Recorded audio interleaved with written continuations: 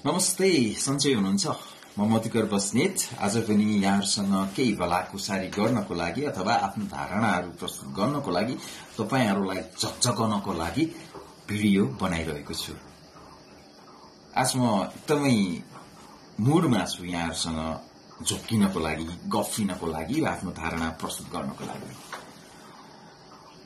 हामी जताततै जान्छौं, पार्टीमा जान्छौं, सभा समारोहमा जान्छौं, चिया खान जान्छौं, पारिवारिक जमघटमा समयहरू स्पेन्ड गर्छौं। त्यतिखेर कहीँ न कतै हामी समाजको विषयमा, देशको विषयमा, नेताहरूको विषयमा चिन्ता प्रकट गरिरहेका हुन्छौं। यो भएन, त्यो भएन, त्यहाँ त्यस्तो भयो, हामीले पाउने अधिकार पाएनौं, त्यहाँनिर हाम्रा जनप्रतिनिधिहरूले यस्तो किसिमले चाहिँ बायस गरे अथवा अनबायस गरे, व्यक्ति केन्द्रित भए, सापेक्षिक ढंगले विकास परियोजना कार्यक्रमहरू आउन सकेनन् भनेर एकदमै खरो तरिकाले टीका टिप्पणीहरू गरिरहेका हुन्छौं। तर आज मैले उठान गर्न खोजेको विषय टीका टिप्पणी भन्दा पनि तपाईको, मेरो र सम्पूर्ण सचेत नागरिकको, नेपाली नागरिकको जिम्मेवारी चाहिँ के हो त? हामीले टीका टिप्पणी गर्न त एकदमै सहज छ, सजिलो छ, तर तपाई हाम्रो भूमिका के हो? त्यो कुरामा आज चर्चा गर्नको लागि यहाँ उपस्थित भएको छु।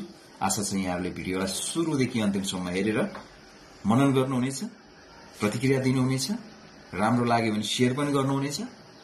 आज म जागरुक युवा र समुदायको भूमिकाको विषयमा आफ्नो धारणाहरू यहाँ समक्ष प्रस्तुत गर्ने कोशिशमा छु अथवा मोडमा छु। तपाई हामी सबैलाई थाहा छ, आजको युग भनेको सूचना प्रविधिको युग हो, सामाजिक रूपान्तरणको युग हो। यस्तो अवस्थामा जागरुक युवा भनेको एउटा कुनै वर्ग मात्र मान्दिन म, समाज रूपान्तरणको एउटा अग्रणी उत्प्रेरणाको शक्ति पनि हो। युवाहरूको उत्साह, सोच्ने क्षमता, प्रविधिमा पहुँच र यथास्थितिमा गुज्रेको समाजलाई बदल्ने जुन साहस हुन्छ, त्यो एउटा जागरुक युवाको मन मस्तिष्कमा गढेको हुन्छ। तर यो शक्ति कतिपयले उपयोग गर्न जान्नुभएको छैन, प्रायले गर्न जान्नुभएको छैन, किनभने सबैजना आफ्नो व्यक्तिगत समस्याहरूसँग जुडिरहनु भएको छ। कोही भविष्यको चिन्तामा आज त्यो आधार बनाइरहनु भएको छ, कोही के छ र अरूले गरिहाल्छन् नि भन्ने हिसाबले त्यतिकै टाइमहरू स्पेन्ड भइरहेको छ र त्यो शक्ति उपयोग गर्न सकिरहनु भएको छैन। त्यसैले त समाजप्रति उत्तरदायी भूमिकामा देखिरहनु भएको छैन। यदि त्यो शक्तिलाई समाजप्रति वफादार र इमान्दार भएर देखाउने हो भने एउटा जागरुक युवा र समुदाय बीच घनीभूत सम्बन्ध स्थापित हुन जान्छ। युवाहरूले के चाहिँ गर्न सक्छन् र? पासपोर्ट बनाएर एयरपोर्टमा हात हल्लाउँदै, टिकटक बनाउँदै, फूलमाला लगाएर विदेशी भूमिमा काम गर्न जान सक्छन् अथवा पढ्न जान सक्छन्। त्यहाँ बसेर भिडियो बनाएर I am having this time अथवा I am spending this time भनेर चाहिँ नि भिडियोहरू बनाउन सक्छ। त्योभन्दा अलावा के गर्न सक्छन् र भन्ने क्वेसनहरू पनि हुन्छ र त्यसले एक किसिमले पिन्च पनि गरिरहेको हुन्छ। युवाले साँच्चै के गर्न सक्छन् त? युवाले सामाजिक सेवा गर्न सक्छन्, आफ्नो स्थानीय क्षेत्र वरिपरि, गाउँघर वरपर साना साना समस्याहरूको समाधान खोजेर एउटा स्वयंसेवकको भूमिकामा आफूलाई राख्न सक्छन्। 24/7 नै गर्नुपर्छ भन्ने छैन नि, फुर्सदको समयमा त्यो समाधानको विकल्पहरू निकाल्न सक्छन् र एउटा स्वयंसेवकको रूपमा आफ्नो गाउँघरमा देखा परेका सानातिना समस्याहरूलाई निराकरण गर्न सक्छन्। शिक्षा अभियान चलाउन सक्छन्। हामी कतिपय शिक्षित भएर पनि सरकारी कार्यालयमा अथवा कुनै संघ संस्थामा एउटा निवेदन लेखनको प्रक्रियामा अल्मलिरहेका हुन्छौं। सरकारी कागजातका ती ठेलीहरूलाई पूर्ण रूपमा सम्प्रेषण गर्न नसकिरहेका हुन्छौं। जसले जानुभएको छ त्यसलाई अभियानको रूपमा अगाडि बढाउन सक्नुहुन्छ।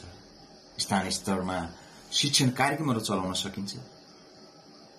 सकिन्छ नि। यो सानो कुरा हो नि त। तपाईँ हामीले चिया खाँदै गर्दाखेरि त्यो कार्यक्रम चलाउन सकिन्छ, कहीँ जाँदाखेरि ती अनौपचारिक रूपमा कार्यक्रमहरू चलाउन सकिन्छ।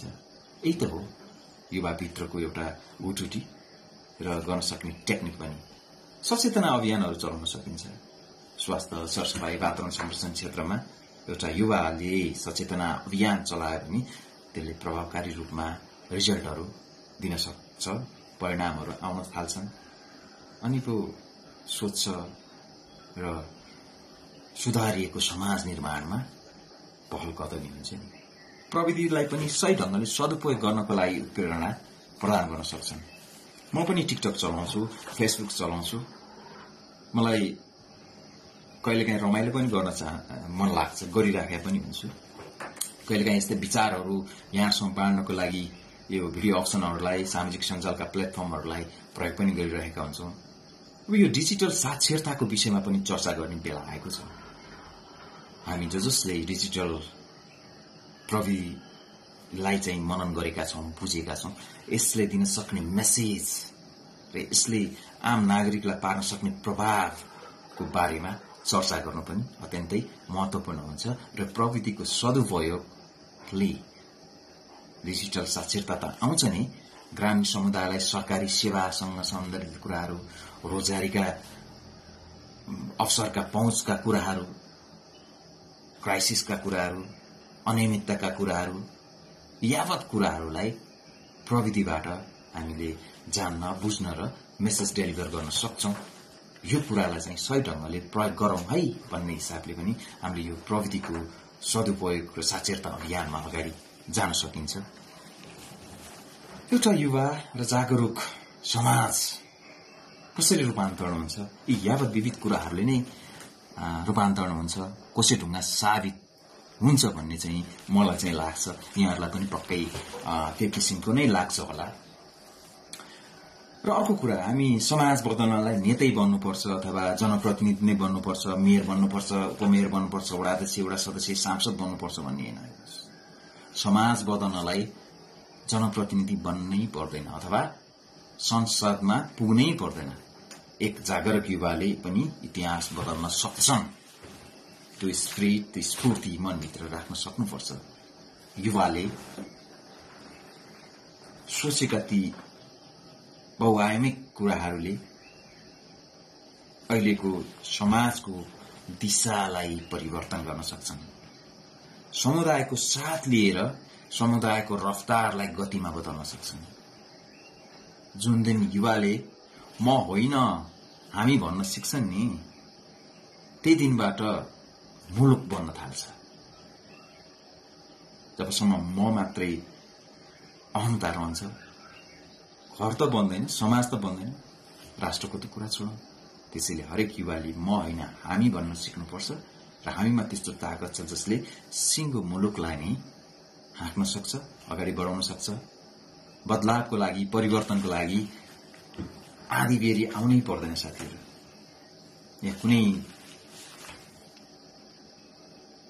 आश्चर्यका पोकाहरू आउनै पर्दैन। चेतनशील मन नै काफी हुन्छ। जसले चेतनालाई सही ढंगले सदुपयोग गर्यो नि, परिवर्तनका बिगुलहरू त्यसै बस्न थाल्छन्। आज म बोलिरहेको छु टिकटक मार्फत, भिडियो मार्फत, यो गर्नुपर्छ भनेर। यदि मैले बोलेका कुराहरू, मैले व्यक्त गरेका धारणाहरूले यदि एकजनालाई मात्र छोड्यो भने, मैले बोलेका कुराहरूले त्यो सफल न्याय पायो र म सफल भएँ। किनभने मैले अर्को एकजनालाई जोड्न सकेँ। उसले त्यो समुदायको लागि सकारात्मक सोच राख्छ, उसले आफ्नो सोच, ज्ञान, विवेक र क्षमताले समाजमा आफ्नो छाप राख्न सक्छ, सिकाउन सक्छ, पथ प्रदर्शन गर्न सक्छ। कुनै स्वार्थ नराखिकन, कुनै पदको लालच नराखिकन गर्न सक्छ। म त्यसमा खुसी हुन्छु र सन्तुष्ट हुन्छु। त्यसको लागि पनि यो भिडियो बनाइरहेको छु। त्यसैले जागरूक युवा समाज रूपान्तरणको मेरुदण्ड हो। र अर्को कुरा, निष्क्रिय युवाले के बदल्न सक्दैन। निष्क्रिय युवाले न समाज बदल्न सक्छन्, न आफूलाई बदल्न सक्छन्। निष्क्रिय युवाले देश कहिले सफल हुँदैन। त्यसैले मेरो यहाँहरूलाई आग्रह, तपाईँ हामी बीचतिर भएको त्यो क्षमतालाई चिनौं र त्यो क्षमतालाई सही ढंगले समाज र व्यवहारमा। र अर्को कुरा, युवाहरू केवल भविष्य मात्र होइनन् है, वर्तमानको निर्णायक शक्ति पनि हुन्। किनभने वर्तमानमा निर्णायक बन्न सकेन भने भविष्यको के परिकल्पना गर्ने होइन। युवा जागरुक जति छन्, समाजमा रूपान्तरणको आँधीबेहरी ल्याउने क्षमता त्यो पथ प्रदर्शक, मार्गदर्शकको रूपमा पनि उभिएका हुन्छन्। शिक्षा, सिप, प्रविधिमा सशक्त युवा नै ग्रामीण र शहरी दुवै क्षेत्रमा पुल र मध्यस्थकर्ताको भूमिकामा अब्बल ठहरिएका हुन्छन्। भ्रष्टाचार, बेरोजगारी, जलवायु परिवर्तन, लैङ्गिक हिंसा, विकेन्द्रीकरण आदि मुद्दाहरूमा अथवा समाजसँग प्रत्यक्ष परोक्ष रूपमा जोडिएका सन्दर्भहरूमा युवाको सक्रियताले निर्णायक भूमिका खेल्ने गर्दछ।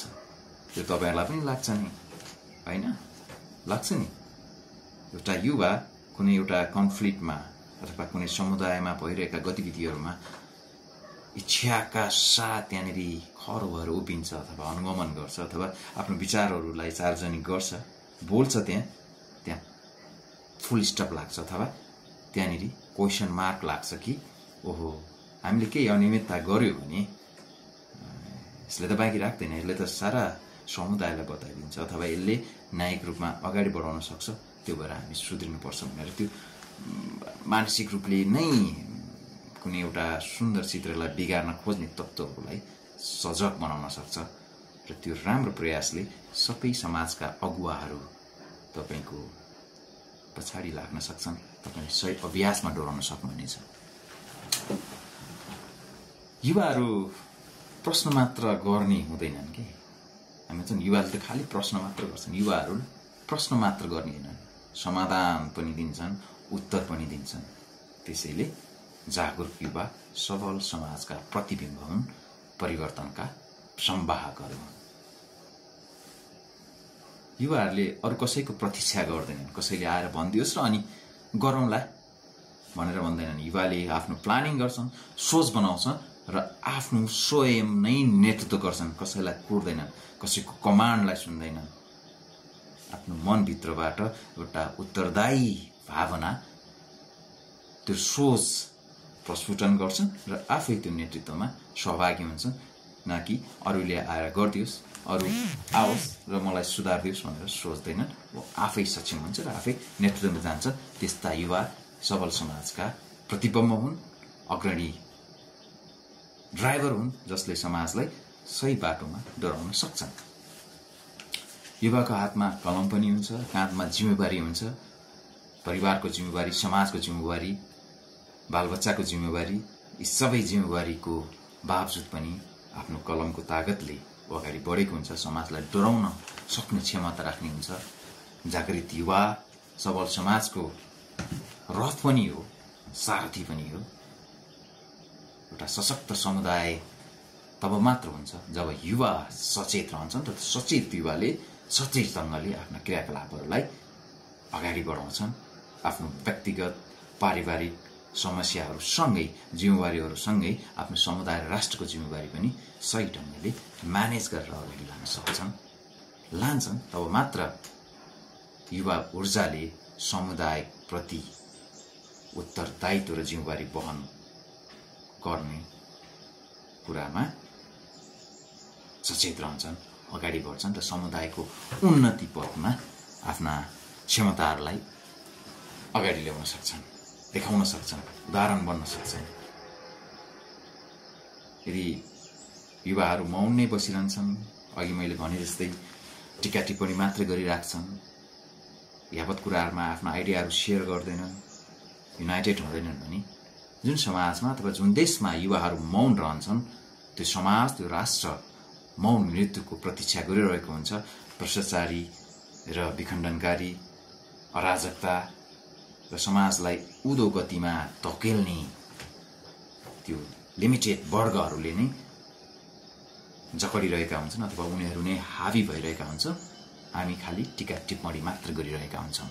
त्यसैले हामी सबै जागरुक युवाहरू भित्रको जागरणलाई बाहिर ल्याउनको लागि तम तयार हुनुपर्छ किनभने हामीसँग सबै कुराहरू छ। ती कुराहरूलाई सही ढङ्गले अगाडि ल्याउँदै त्यसलाई प्रयोग गर्न सक्नुपर्छ र यो समाज र आफू नागरिक हुनुमा गर्व गर्दै त्यो जिम्मेवारी बोध पनि गर्दै अगाडि जानुपर्छ भन्ने जस्तो लाग्छ मलाई। यहाँहरूलाई पनि पक्कै त्यही नै लाग्छ होला। आफ्ना प्रतिक्रियाहरू दिन नभन्नु होला है त। हामीले के गर्न सकेनौँ अथवा हामी विकास माग्दैनौँ, हामीलाई विकास चाहिँदैन, निर्माणमा हामी सँगै बस्दैनौँ भन्यो भने त जसरी भइरहेको छ त्यसरी नै टर्छ।